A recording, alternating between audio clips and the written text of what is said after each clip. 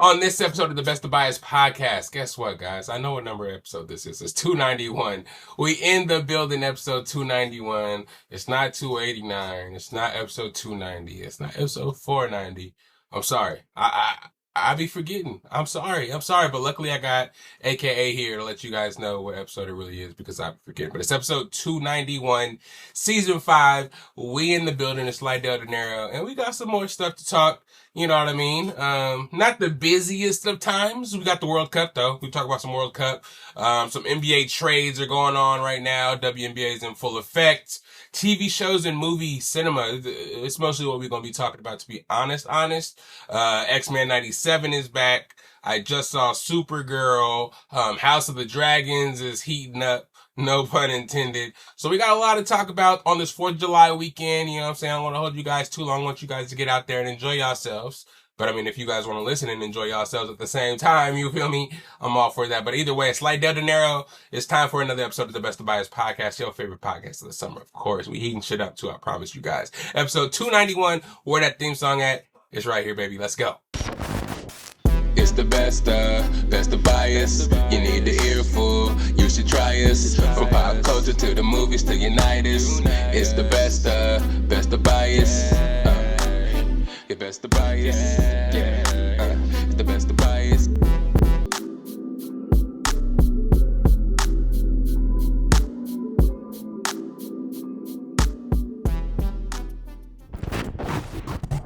What's up? What's good? It's your boy Lydell Dinero, and thank you for clicking on play today. Anywhere in the world, any podcast in the world, listen to anything in the world. Because I know it's 4th of July weekend, but you guys play with me on the Best of Bias Podcast, and I thank you guys for doing so. You know my name. I said it like 7 times already, and you know what we're here to do. Talk some bias. I know the episode number today, so you know it's got to be a good one. Happy 4th of July weekend, everybody. Happy day off to everybody. If you're listening to this on the weekend, if you have the day off. Me personally, I got Friday off, you know what I'm saying? Shout out to the federal holidays being recognized on the day before the weekend, you know what I'm saying? We love those days. But yeah, you know what I'm saying? Hopefully everybody's out there relaxing, enjoying themselves, enjoying the sun. Hopefully it's very sunny, very warm wherever you guys are. You can get towards some water. If you got a boat, bring that boat out, bring out the floaties. Be careful though, you know what I'm saying? Bring out the drinks, bring out the libations, bring out the refreshments, because you guys deserve it, man. It's been a long summer. The summer kind of just started, but it's been a long lead up to the summer. If you're in school, summer break is here. If you're in work, you got time off of work to do the things that you want to do. The house need to be cleaned. You got time to do that. Barbecue. Get out there. Hey, Sean, I saw that brisket you got, man. You know what I'm saying? Put that brisket on the grill. Smoke you a little something. Get it in, you know what I'm saying? Because there's no time like the present. Enjoy yourselves. Enjoy family. Enjoy time away from the 9 to 5. Because you know what they be trying to do to you, man. They be trying to take all your joy, all your happiness, get you to work, and make these companies all this money. But when it's time for you to do your thing, they expect you to just be at home grateful you got the day off. Nah, take the most out of that thing. You know what I'm saying? Pause, I guess. Do what you want to do today because it's time to spend with the family. Mom, dads, kids been missing y'all. You know what I'm saying? Go do something fun. Hit that amusement park. Disneyland's waiting. No plug, but you know, Disneyland, Great America. Great America's going to close soon. Go check that out. Bay Area. Staple, you know what I'm saying? I worked there for a little bit. That's a story for another day. We don't want to bring up those memories right now, but hey, hopefully everybody's doing well. Again, there's a lot of shit going out in the world right now. It's kind of hard, not really hard if, me personally, I'm always patriotic, but, shit in this country is kind of going down and going in a direction at times that doesn't make us all hopeful. You know what I'm saying? And sometimes we are out there just kind of looking doom and gloom and don't really see the light at the end of the tunnel. We don't want the end of the tunnel to come. We just want the lights to come. You know what I'm saying? But hopefully you're using this weekend to do so. And, I know 4th of July, Independence Day and all that kind of stuff is kind of hard to stand on right now, but hopefully we can come together, have a good time. Get some barbecue, man. Barbecue will change your whole mind. And unpopular opinion, I know there's people out there that don't like apple pie. I don't know why. Especially with all you people that like fruit and shit. if you're a fruit lover, apple is like the most basic fruit of them all. So put that in the pie. It should be the one for y'all. But for all my apple pie lovers with a little ice cream a la mode on top, get you some of that for 4th of July too, man. You know what I'm saying? You know what I'm saying? But today, again, like I said at the top, we got a couple of topics to talk about. I don't hold y'all too long. I won't blabber too long. But hopefully everybody's doing okay before I get into this stuff, because all this stuff is kind of mundane when it comes to your mental health. I want you guys to be doing good, because if you're not doing good before I get into this stuff, who cares? You won't care. You know what I'm saying? And I'll be kind of distracted because I want you guys to be okay. But anyways, let's get into it. So, World Cup. I know I don't really talk about soccer often, and a lot of us Americans are only rowdy about soccer when it's World Cup time, FIBA time. Hey man. Hey. Sometimes, you know how we are us fanatics, you know what I'm saying? We can come together as a country and group for like the Olympics and the World Cup. It's like, you gotta come as one. Everybody, we America, you know what I'm saying? And our team is up against every other country. And I think that's one thing about us Americans. We always love being better than other countries, or trying to be better than other countries, or proving that we're better than other countries. So that's always going to be something that brings us together. So I'm just kind of happy with the involvement of the U.S. and how behind the team we are this year. This is the most coverage I've seen on the World Cup. Well, it only happens every 4 years. So maybe I'm not as attentive every 4 years to know. Sometimes I've been on cruises and not really paid much mind because I was out there vacationing. But man, this is the first time in a while that I've seen the USA be so good, and everybody, like all the sports experts, soccer experts, being so hopeful for the USA team, and watching the team this year. They're pretty dope, man. I was surprised to see so many brothers on the team. I told y'all last week that I was tuning in for the first time in a long time to some soccer, and we looking good out there. Defense looking good. We all know Pulisic, but all these other players that are stepping up. My guy Florin Balogun, didn't know nothing about him. He don't even sound American, but hey, it seems as though we made some trades. You know what I'm saying? We went across the pond and across the water and said to people, hey, you want some American citizenship so you can play for the soccer team? And I'm all for it because we out there looking good. We did Australia in. Who else did we beat? We just beat, we almost beat Turkey, but we didn't have to sit all our starters, but we was already making the tournament and Turkey was out. So we sat all of our starters and we lost, I think, 3-2 in that one.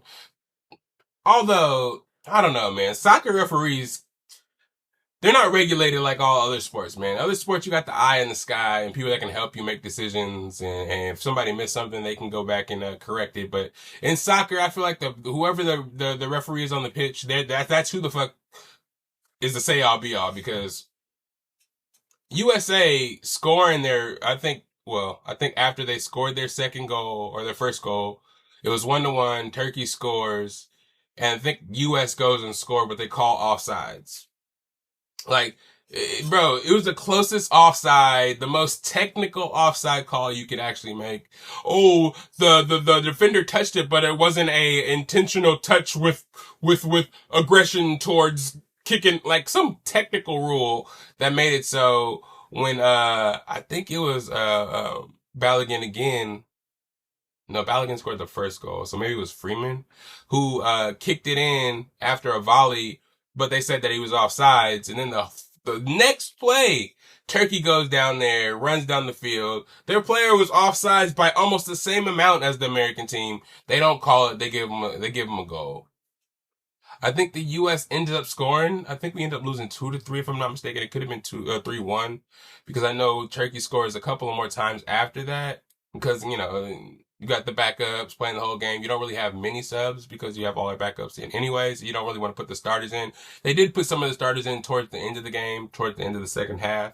But, we didn't want them to go too hard, do too much to try to get back in the game, because we were already moving on to play, I believe. That's when we played Bosnia today. Yeah, we played Bosnia today. So, yeah, and that was after the Australia game. So, yeah. So, playing Bosnia yesterday, it was a great game, another great game. The U.S. scored early, just kind of led us to believe, like, all right, this team can make some noise, man. You have the other teams in the tournament. You have the Messis and Argentina. You got France, Mbappe scoring 6 goals. Ronaldo of Portugal, Belgium with Lukaku, Holland over there with was it Finland? Is it Finland? Um, right? But anyways, each country has their stars doing their thing, and a lot of the times it's those European players that are coming to the MLS to show us what we got over here, making all the money. And a lot of the times you don't really have those American stars that are going over across the pond. I keep saying across the pond, but going over and playing overseas and being those standout superstars. So to see us hold our own and do things against other teams the way these teams with superstars are doing to other teams, it's really encouraging. So, I mean, America and everybody, all the sports heads right now are kind of thinking that America can do their thing and get out there and possibly make a deep run. Again, Bosnia scored that first goal. Bullshit happened throughout the rest of the game. A lot of these games, the U.S. scores first and tries to stop the other team from scoring. Obviously, try to stop other teams from scoring, but the U.S. has a really good defense, and they stand on that. So if they score early, they feel like they can just kind of temper down the intensity, stop the other team from scoring, and get through full time without the other team scoring as many points as them. But, I mean, that strategy doesn't really seem to work all the time because the other team does end up scoring. The U.S. should just be as aggressive as they are at the beginning of the games, get a couple of goals in there, and make the other teams play catch up more often in the second half. But it just seems as though after they score that first goal, they kind of calm down a little bit and kind of play more so on the defensive side instead of trying to score, and allows the other teams to get encouragement and keep fighting until they finally score a goal. You know what I'm saying? And then we have to either fight to get that other goal or just kind of like just play and keep away the whole time 1-0. And that's kind of nerve wracking. You know what I mean? But this game here, I don't think, Bosnia scored at all. We did get a bullshit ass phantom red card, which is so detrimental in soccer because if you get red carded, you get suspended for that game and the next one, and you have to play down a player like in hockey. So we played with that, no pun intended, red alert the whole second half of the game. Parts of the first half too, because we lost Balogun, one of our best players. He was the one that scored the first goal and that scored the first goals in these last couple of matches. So for them to call a red card on him after egregiously, like they slowed it down, showed the replay, and he did step on the guy's ankle, but Balogun wasn't even looking at the ball. So it was an accidental step on the ankle. We know how all these soccer players really embellish on all these injuries, and I embellish on how hurt they really are. So that added with the slowed down replay. It didn't look that bad in real time, but after the replay, they kind of deemed that it was red card worthy. Though we saw Messi do the same shit to somebody that looked way more intentional, stepped on his whole calf while looking at the player in the play. But I don't think they gave it a yellow card. I don't think they gave it a yellow card. It was just a play on. But for the American team, it was a red card suspension, one of our best players, and he can't play for the next game when we play Belgium and Lukaku in them and Hazard? What? So it's kind of fishy. And of course, again, it comes back to that one referee thing, one referee making all the calls to say all be all, and it's animus towards America just because we are the best, mostly baseball, football, basketball. So to come over and try to be the best at another sport, I feel like it's kind of like a spit in the face to some of these international guys. So we're going to have to be on our P's and Q's and handle everything the way it's supposed to be handled because I don't think we're going to get any favors. You know what I mean? Hopefully Balogun can come back if we beat Belgium in the next round, which I think would be Spain if they win. They're playing Croatia, if I'm not mistaken. So if they advance in that game, I think America will play them if they make it to the next round. So we're not looking past this one, but it's just like it's a precedent that has been set. And we just got to watch out for that. To our brethren, Mexico, they did another job. I think they beat Japan 2-0. And then they went on to beat Ecuador 2-0 as well, handling shit. So shout out Mexico. Mexico looked crazy. Mexico City, they're just playing on their home turf. So I guess that was extra motivation there. But you know what I'm saying? They got it. They out there balling. That's one of our biggest rivals. But then again, also our brothers to the south. So, and we got a whole bunch of Mexican partners in the country. So shouts out to y'all. Hope y'all celebrating well. Hope y'all make it to the finals as well. Hey, U.S. versus Mexico. I wouldn't be mad at that. I don't know if it's even possible, but hey, I wouldn't be mad at that. You know what I'm saying? They're playing England next, I believe. I think England just beat Senegal. They were losing 2-0 and then came back and scored 3 straight goals to win, which I don't know how that happened, but hey, it did. Henry and England move on to live another day. But as you can see, I've been kind of invested. I mean, I did play a lot of FIFA back in the day, so I do know some players. I'm surprised they're actually still out there playing. But there's a bunch of what's the word I'm looking for? Influx of new players. Vinny Jr. We got the Mbappe. He's not really that new, but we see what he's doing. The Balligans of the world. A bunch of new faces to go along with the older faces. Messi scoring the most goals in World Cup history. Ronaldo's still out there doing his thing, trying to hold it down for Portugal. Just a bunch of goats out there trying to make it happen in the World Cup. Brazil is still out there doing their thing. So we'll see who gets to the finals. And shout out to the Bay, Levi, SoFi in LA, Seattle, everybody around the country hosting the games and getting that revenue up. It looks fun out there and I can't wait to travel my damn self. I will talk about that a little bit later. But that's it for the World Cup. We'll talk more about that as we get into more games and shit. But as far as NBA, man, NBA is what had me in a chokehold the last couple of days, bro. NBA has had me in a chokehold. Sorry, we had a bunch of big trades in the past. We talked about Giannis. We talked about LaMelo Ball already. We talked about that other shit, but you heard me also talking about the possibility, or maybe I didn't talk about it because it was kind of new this week. I don't know if I talked about it last week or not, but Jaylen Brown possibly coming to the Nuggets. I was kind of skeptical on it because, one, we would have to trade Jamal Murray and or Aaron Gordon, two of the biggest stalwarts on our team, the most beloved players on our team. After last year losing in the first round, I know the owners wanted to make a drastic change to prove that they're loyal to Jokic. Jokic did hold off on re-signing that super mega deal with the Nuggets to be a Nugget for life until next summer, which I kind of saw as, okay, give some money to P-Watt because we need to sign him back, get some players around. We signed Marvin Bagley. We're bringing Tyus Jones back to be a backup point guard, which I think is really good. But, hey, man, they didn't want to, we didn't have any draft picks. I forgot. I don't even know who we gave up our picks for, and it can't be nobody good. It can't be nobody good because I don't know who it could be on our team that we would give up all of our first round draft picks for. I just don't understand it, but maybe it'll come back to me some other time. But as of now, we don't have no first round picks to go in the near future or the number of second round picks that everybody's been wanting to trade. We saw Julius Randle go for bullshit in a second round pick. They hype us up about Jaylen Brown and the Denver Nuggets being a super close fit. It might happen. All that just for him to end up going to Philadelphia 76ers for old ass Paul George, first round pick, a pick swap, and 2 second round picks. Garbage.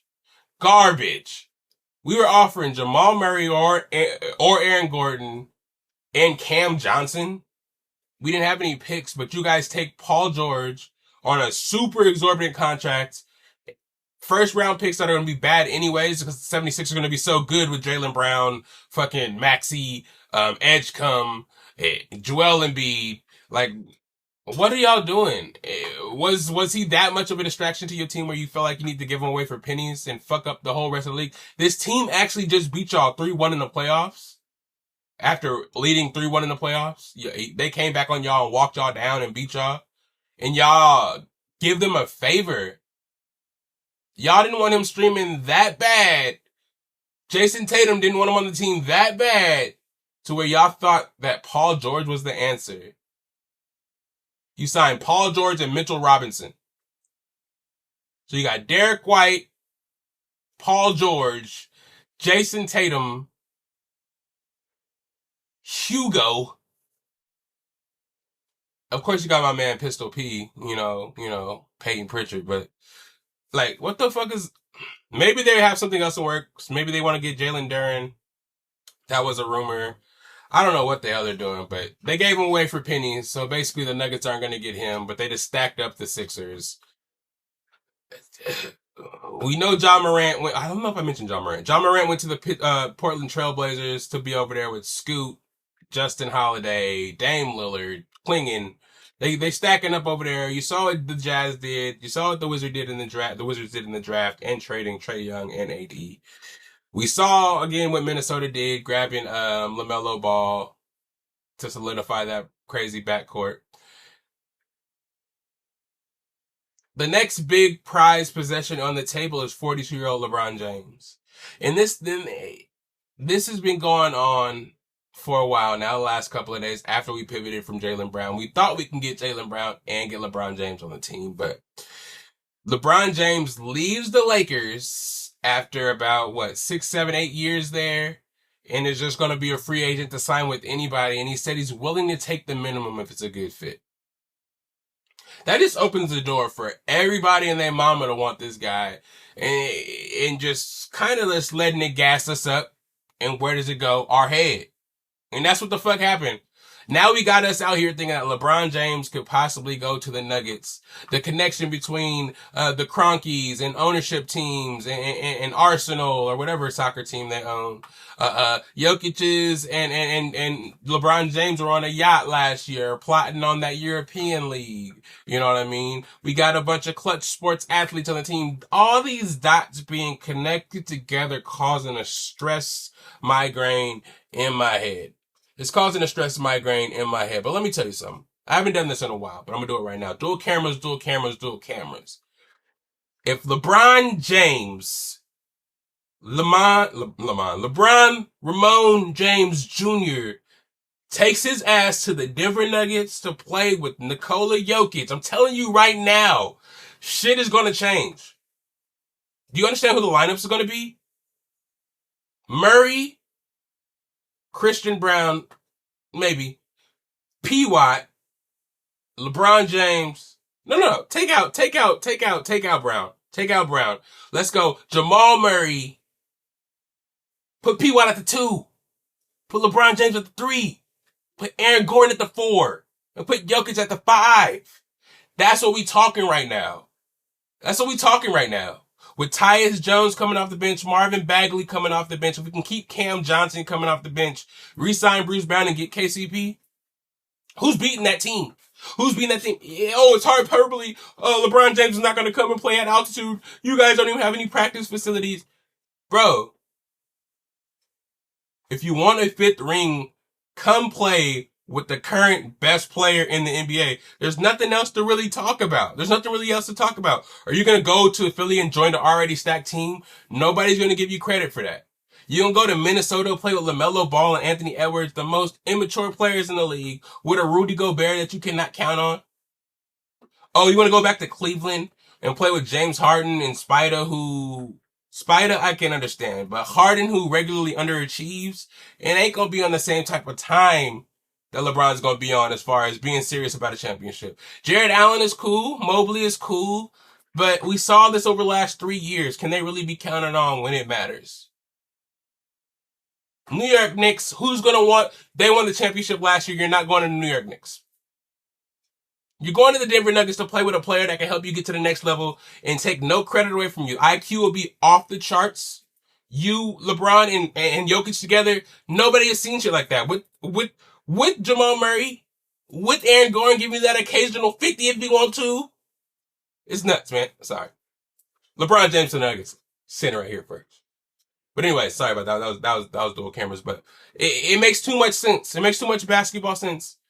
You know, you want to win another ring. Win your 5th ring somewhere you know you can win. With that squad, you're not worried about OKC. You're not worried about the Spurs. Not only do you get a good team around you, you get the luxury of having the referees come with you as well. That will eliminate all the favorable calls that the Spurs get, all the favorable calls that OKC gets. Nobody on the East is seeing Jokic on any day. He's putting up 40. If he puts up 40 and 20 and 10, where those 10 assists gonna go? To you? Give you a quick 20 off for nothing. Jamal Murray can put up 17 and 10. Easy work. We can rotate every night. It don't matter. It's like the most logical basketball move out there. It's going to end up going to some bullshit. Like, think about this legacy, bro. I get it. It's cold in Denver. It's Denver. Oh, there's no practice facilities. It's altitude. Like, bro, you're a motherfucking billionaire that can bring in a nutritionist, bring in your own work shit. Cronkies can put you in position to do everything. Those motherfuckers run LA with the Rams. Them and Jerry Jones. It's like, it's a perfect position, perfect after career activity building. Make Jokic a little bit happier. Nuggets organization. Get him to sign. P.Y. It's like too much. It's too perfect for you guys to do. And if you guys don't do it and just try to run it back, you guys aren't serious, bro. You guys are doing everything in your power to make the Rams a good team, bro. You say you're not scared to go into the second apron. Make that shit happen. Sign LeBron James, bro. What's left of his talent will take us over the top to the point where, bro, 1 seed, home court advantage, selling out every game. Jokic and LeBron together would sell out everything, bro. If it's about money, you'll make every dollar back, I guarantee you. A Jokic jersey would sell out the roof, brother. It's ridiculous to me that it's not already done. People can say, "Oh, you're a Nuggets fan, that's why you're saying that." But think about it, bro. Think about it. Who else is guaranteed to be a perfect fit? Who else? Nobody. Unless you had D Wade and Chris Bosh come back out of nowhere. It's the only way, brother. Anything could be better. Only way. LeBron, if you listen to this, bro, I know you're not, but come on, bro. It makes the most sense. It makes the most sense, for real.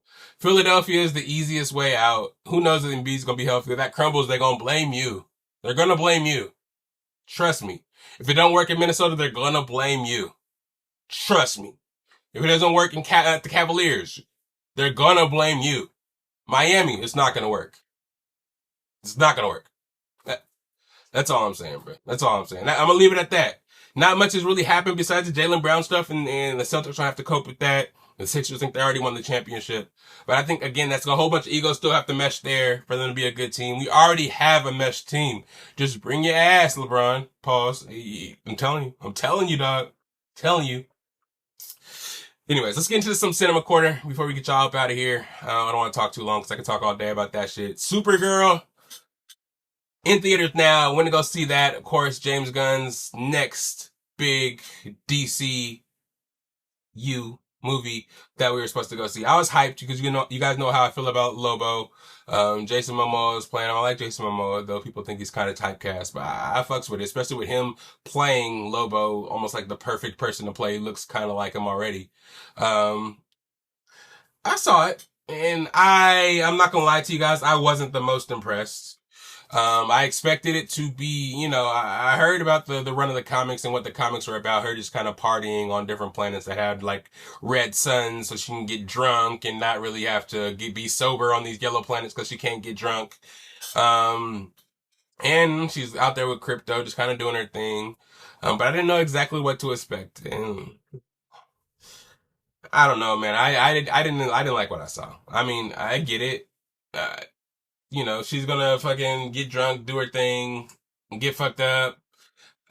But, bruh, we want to see some story that actually is pertinent to anything. Like, I get it. They try to tug on our heartstrings by stealing Crypto and shit like that, but, hold on one second. You can only do that so many times, you know what I mean? I just kind of feel like it wasn't necessarily executed the best in this one. Oh, damn, it's all out. Sorry, y'all. I don't think it was executed the best. I still feel like they're just trying to use the pet in distress and Crypto again, like in Superman, to kind of like keep us on our heels. The motivations are high. We gotta save Crypto. If we don't save Crypto, then the dog's gonna die and everybody's gonna be upset.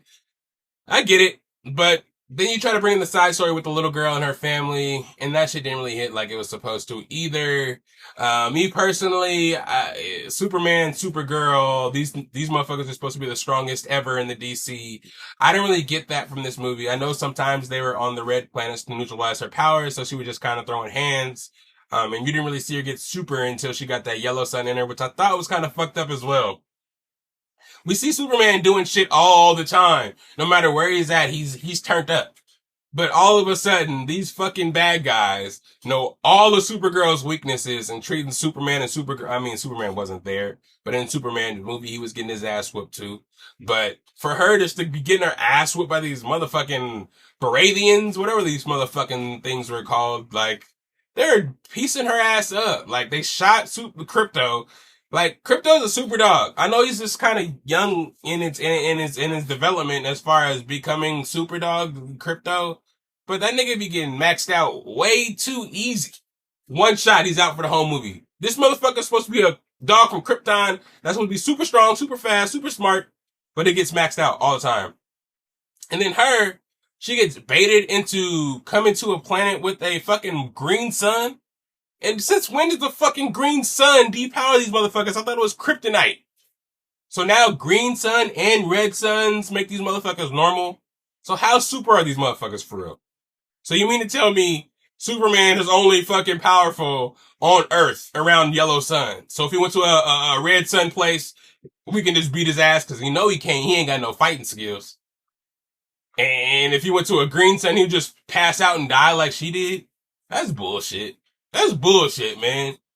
Like, come on now. That's fuck shit for real. And then when she actually does get strong, she has to get in a spacesuit. She almost freezes in space. I've never in my life seen Superman almost die in space. Come on. What the fuck are we talking about? And then we throw Lobo in here for a whole 2 scenes. You don't even see him do shit. His bike looks stupid. His bike is supposed to be damn near sentient. Can fucking transform, move, fly. This shit just looks like a floating ass, regular ass, dirty ass bike. His fucking chain that he threw, I mean, yes, it's one of his most used weapons. You know, he throws it, hooks people, pulls people, hits. This fool is basically as strong as Superman. Have him go out there and actually fight people. Stop spamming that motherfucking hook. He shoots people. He is a motherfucker. He kills people in the comics, bro.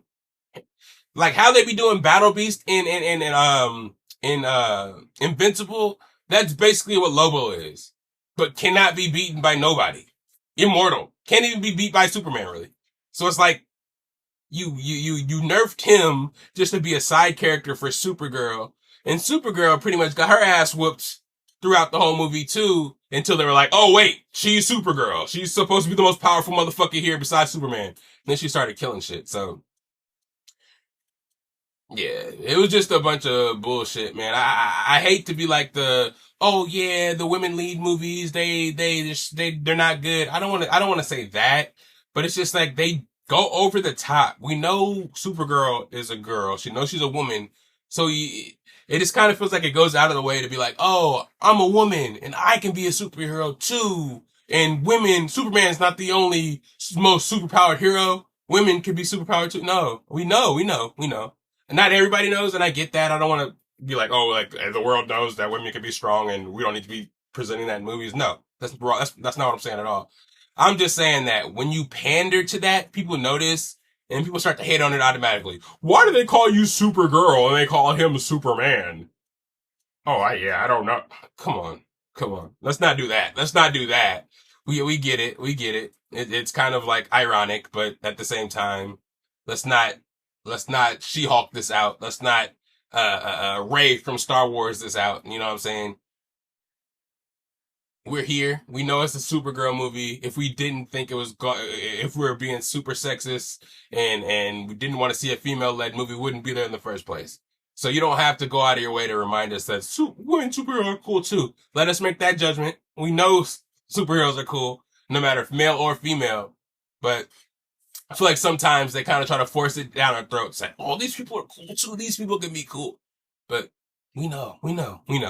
And again, I still don't know that little girl's purpose in the whole movie. And for her to just stick around at the end to be Supergirl's friend. I don't know. I don't know. Me personally, I don't really think it works when you have 2 people with the same powers in the same movie anyways. So the little bit we did see of Superman, I kind of feel like that was cheating a little bit because it was like, okay, I know you guys aren't probably enjoying the shit that we got going on now. Let's just bring back some nostalgia from the movie you guys did like and let them know this isn't the same universe. So you guys be like, okay, just cut it a little bit of slack. I think that was kind of fucked up too. Using Crypto, using Superman, nah, have your own story. You already tried to bait us with Lobo, letting us know that Lobo is in it. Like, oh yeah, it's a character that we can get behind, character that we love. They're throwing in there with Supergirl. Maybe they'll get asses in seats, but you didn't even do that right. So I don't want to trash it completely. I do want to give it a 7. Even lower. I think 6.5. I'm sorry. I got a 6.5 in. I don't know, man. A lot of the movies I've seen so far that I've been really excited to see have not really done it for me, man. Disclosure Day, Toy Story 5, and now Supergirl. Spider-Man and Odyssey, you gotta save me, dog. You gotta save me, dog. I don't know, man. These movies need to be better. But yeah, go see it right now. It's in theaters now. I know there's a lot of shit coming out. Jackass is coming out next week.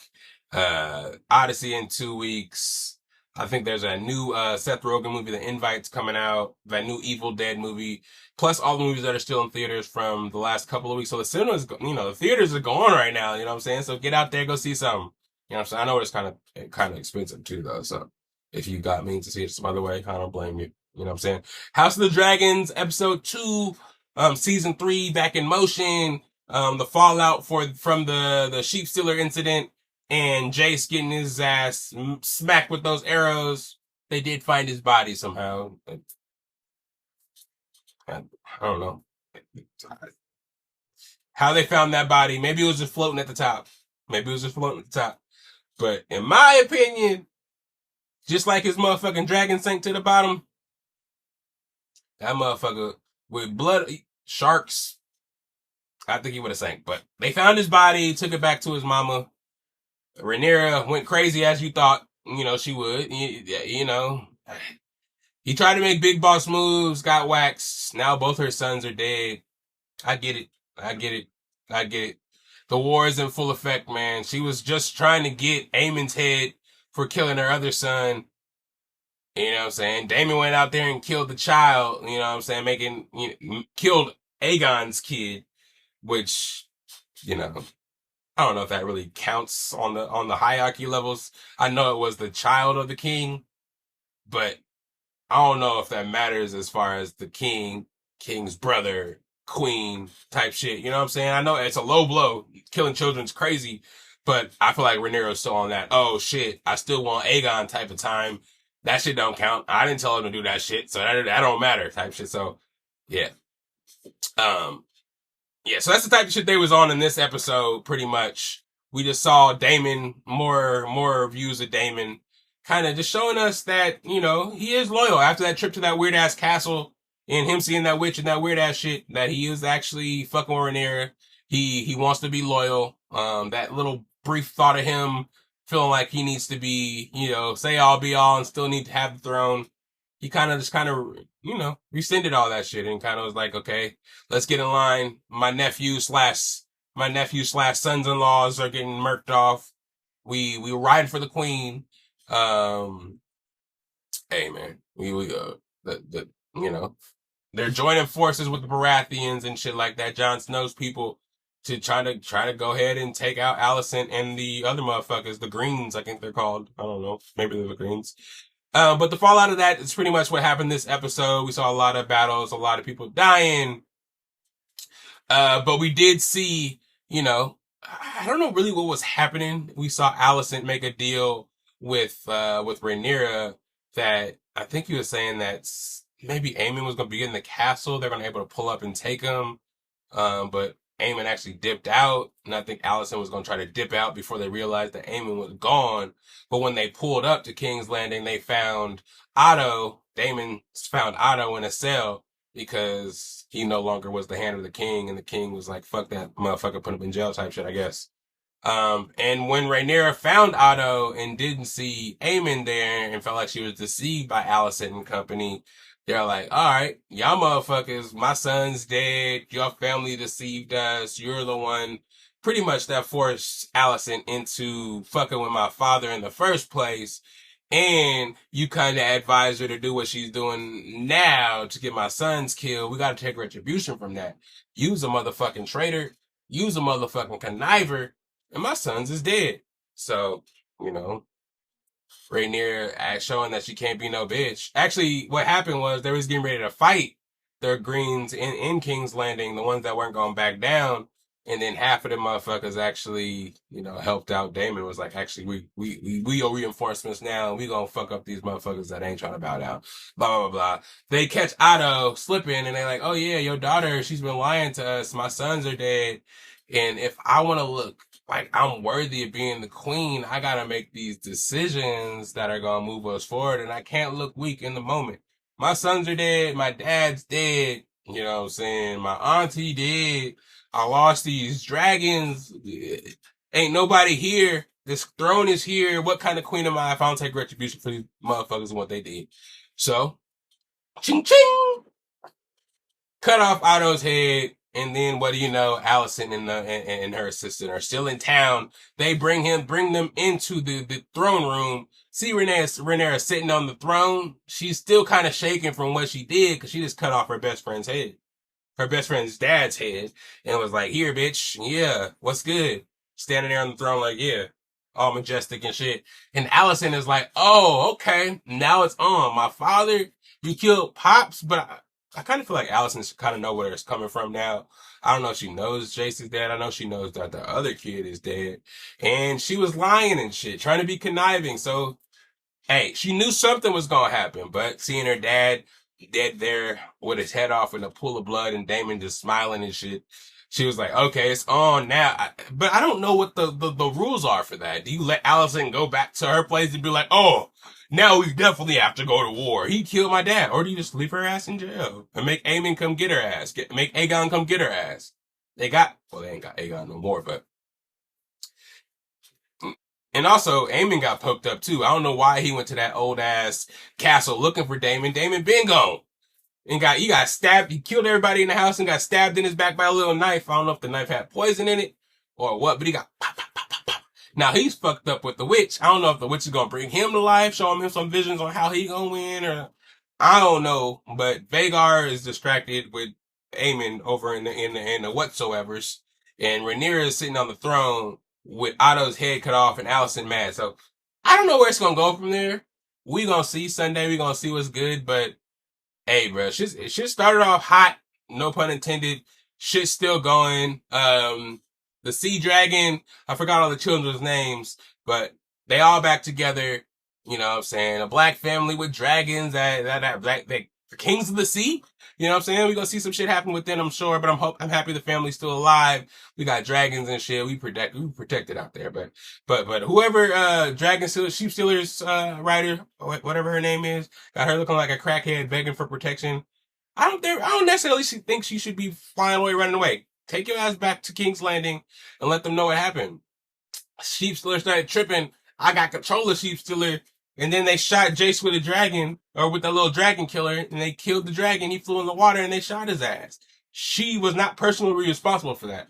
Though they may, take retribution, but I think that's Daemon's son, right? Or Daemon's daughter, supposedly. But so why the fuck would they feel like she is personally responsible? Why does she think they'll kill her? I don't understand what her problem is. Now she would have to go work for the enemy and get murked off anyway. But anyways, that was my Lydell review again. House of Dragons episode 2, season 3. Next episode coming out Sunday. Don't miss it.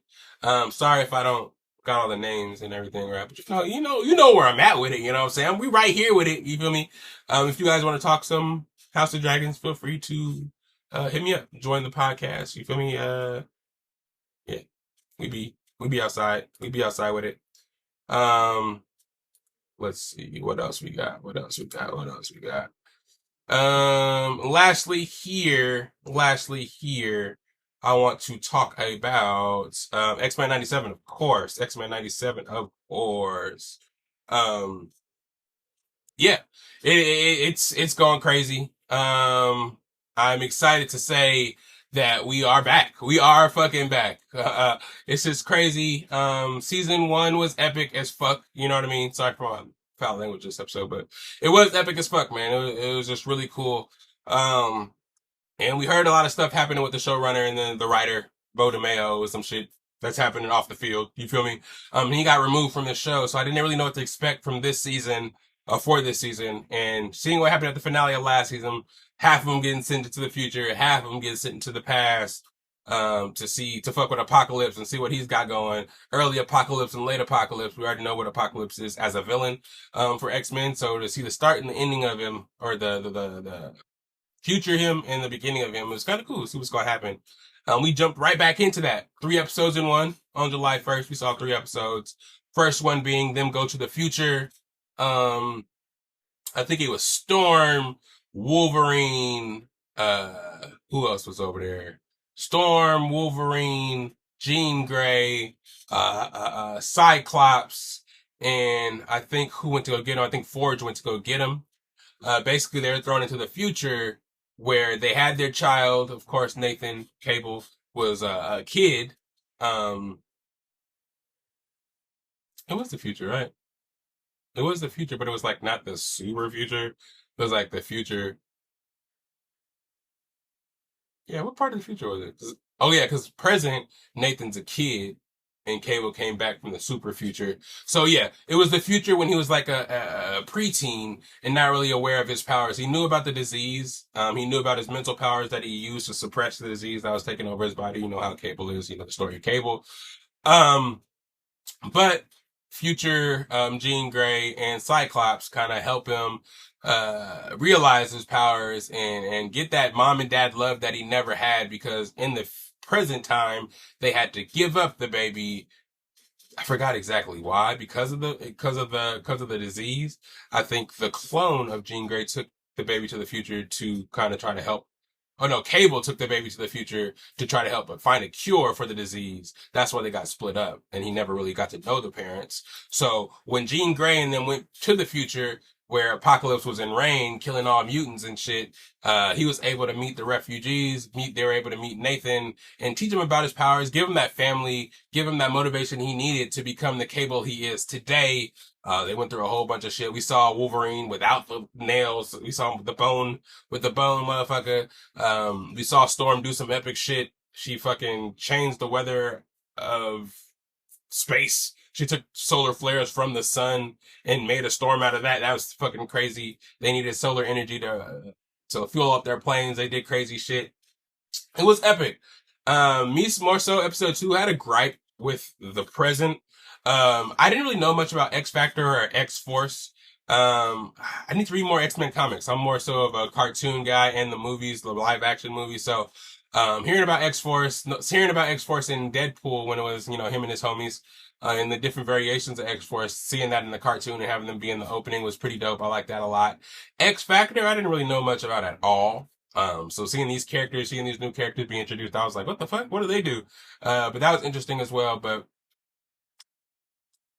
unpopular opinion, I don't know if it's a popular opinion or not, but Jubilee being the star of this episode, not for me. I get it. Jubilee's a classic character from X-Men 97. I just feel like she never really had a place. Like, her powers aren't cool. They're cool in a sense. Oh, she shoots out hella colors. Her outfit's cool. But what does her powers actually do? She's like Starlight in a way without the super strength. Like, she can put flashing lights in your face, but are you actually does the flashing lights actually hit you, or does it just blind you? You know what I mean? Like, what does she do? She's not super strong.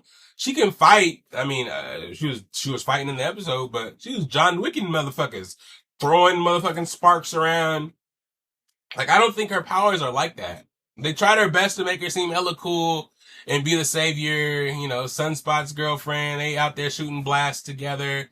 But his blast compared to her blast are hella different. I feel like it's like pure radiation and shit. He should be giving everybody cancer. That's a whole other story for another day. But Archangel, seeing some of the other guys was pretty cool. Pretty damn cool. Seeing Cable be the head of the team and just Cable's mentality.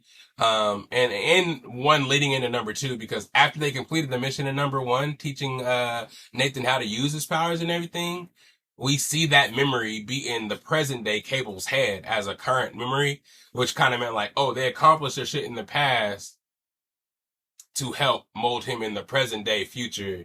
Cause he's a time traveler in the present, but the memory he made in the past was made and stuck with him from the shit that they just did. I thought the connection to that was fucking crazy as fuck. But then we get into the third episode.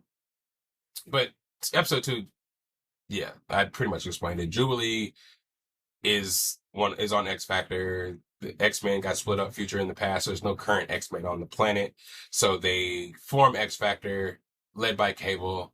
They're on a mission to, I guess, save people that were captured by the government. X Factor is a team that works with the government as well as mutants, so they're kind of like SHIELD in a way. Well, what Captain Rogers thinks S.H.I.E.L.D. is, I guess. Like, they work with the government, but if the government says do some shit to mutants, the X Factor is going to do it. You know what I'm saying? With no questions, because that's Big Daddy type shit. So basically, X-Force ain't with that shit. So they basically were trying to free mutants that the government had from a facility, and X-Factor was trying to stop them, but Jubilee was like, fuck that. I'm a motherfucking spark thrower. I got rollerblades in my shoes. I'm gonna jump off this motherfucker because my dude's gonna catch me. Okay. But Katana was going crazy. You know, jumping out of airplanes, no parachute.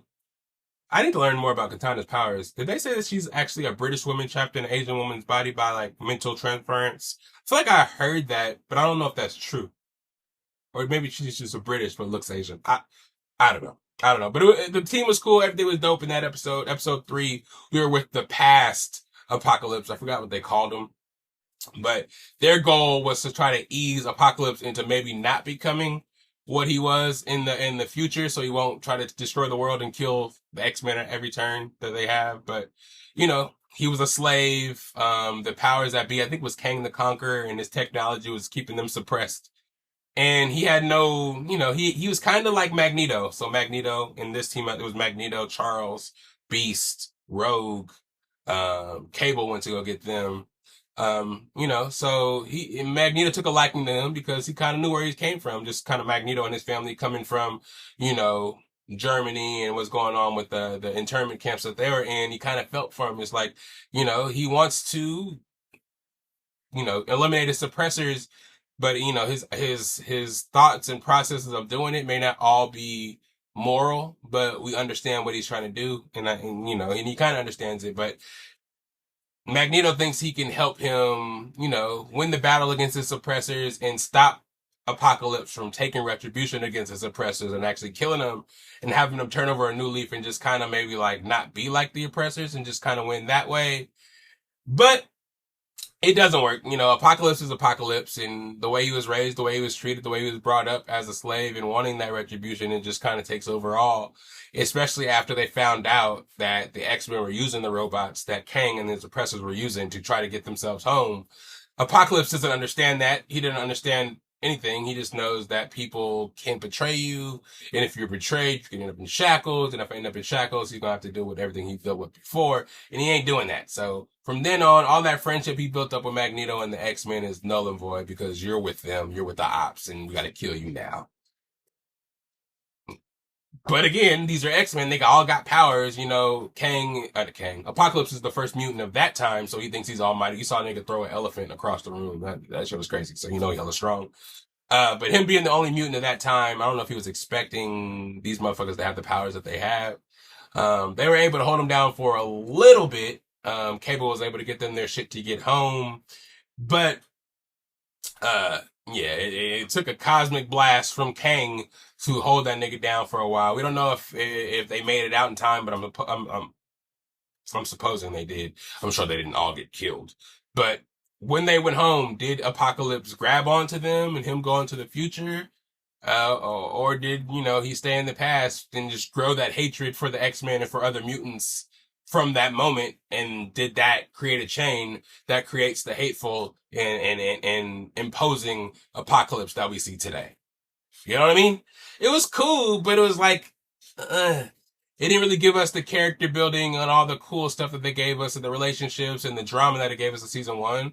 This one's just kind of like a continuation and kind of throwing us all over the place, having us deal with 3 different teams at 3 different times. Maybe episode 4, it's only one that's going to release next week, so maybe it'll tie it all together with that and they all come back to 97. But it was interesting first 3 episodes, a really good juxtaposition to number 1. And I advise you guys to check it out right now. Episode 1, 2, and 3 on Disney Plus right now, wherever you find your Disney Plus at, or you can stream it illegally. I'm not telling you what to do, but do something. It's good. I'll be reviewing it every week, pretty much, just to let you guys know what's going on. Yeah, and that's the end of the podcast, man. I'm sorry that I was so fast and it's so short. I know you guys want to spend all day with me and shit, but I gotta go enjoy this heat, enjoy my family, enjoy the 4th of July, and I hope you guys do the same. You know where to find your boy at. It's SAC_Lydell on the Instagram, Patrick_Lydell on the Snapchat. Anything Best of Bias, look us up. Best of Bias Podcast on Instagram, Best of Bias Podcast on YouTube, Best of Bias Podcast, Spotify, and Apple Podcasts.